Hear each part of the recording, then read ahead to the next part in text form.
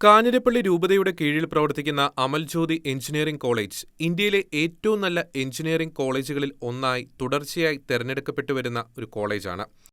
ആ കോളേജ് ഹോസ്റ്റലിൽ വെച്ച് ശ്രദ്ധ എന്നൊരു പെൺകുട്ടി കഴിഞ്ഞ ദിവസം ആത്മഹത്യ ചെയ്തതിന്റെ പേരിൽ എന്തെല്ലാം കോലാഹലങ്ങളാണ് കേരളം കണ്ടത്.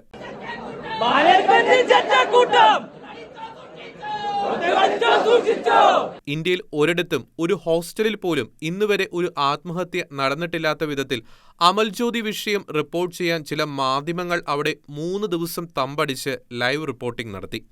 സമരത്തിന്റെ 2ാം ദിവസം കേരളത്തിന്റെ ഏതോ കോണിൽ നിന്ന് ഫ്രട്ടേണിറ്റി എന്ന മുസ്ലിം സംഘടനയുടെ ലേബലിൽ കുറെ പേർ അമൽജ്യോതി ലക്ഷ്യമാക്കി പാഞ്ഞെത്തി. അതിനിടയിൽ കോളേജിലെ വിദ്യാർത്ഥികൾ തന്നെയായ ചില തട്ടമിട്ട പെൺകുട്ടികൾ വളരെ മോശമായ ഭാഷയിൽ അസ്വാഭാവിക രീതിയിൽ ക്രൈസ്തവ സന്യാസിനിമാരെക്കുറിച്ച് മാധ്യമങ്ങളോട് സംസാരിച്ചു. അങ്ങനെ സംസാരിക്കാൻ ആരോ അവർക്ക് മുൻകൂട്ടി നിർദ്ദേശം നൽകിയിരുന്നു എന്ന് തോന്നത്തക്ക വിധം ആയിരുന്നു അവരുടെ പ്രതികരണങ്ങൾ.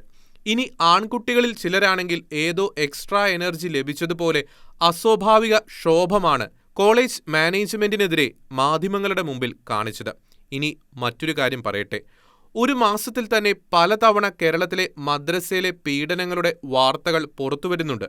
അങ്ങനെയുള്ള സാഹചര്യത്തിൽ പോലും ഈയിടെ അസ്മി എന്ന പെൺകുട്ടി ആത്മഹത്യ ചെയ്ത ഒരു മദ്രസയ്ക്ക് നേരെ ചിലർ പ്രതിഷേധ പ്രകടനം നടത്തിയപ്പോൾ അതിനെ തടയാൻ വേണ്ടി അന്ന് ധാരാളം ആളുകൾ മുന്നോട്ട് വരികയുണ്ടായി.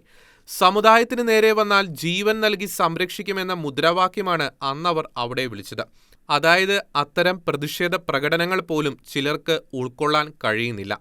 നല്ല നിലയിൽ മുന്നോട്ടു പോകുന്നവയാണ് ക്രൈസ്തവ സ്ഥാപനങ്ങളിൽ ഭൂരിപക്ഷവും. എന്നിട്ടും അവയിൽ ഒന്നിൽ ഇതുപോലെയുള്ള ഒറ്റപ്പെട്ട സംഭവങ്ങൾ ഉണ്ടായാൽ അതിന്റെ പേരിൽ സഭാ സ്ഥാപനങ്ങളെ താറടിച്ചു കാണിക്കാനും തകർക്കാനും വേണ്ടി ചില ഗൂഢശക്തികൾ മുന്നോട്ടു വരുമ്പോൾ അതിനെതിരെ പ്രതിരോധം തീർക്കാൻ എന്തുകൊണ്ട് ക്രൈസ്തവ വിശ്വാസികൾ മുന്നോട്ടു വരുന്നില്ല എന്നത് അടിയന്തരമായി സഭാസമൂഹം ചിന്തിക്കണം.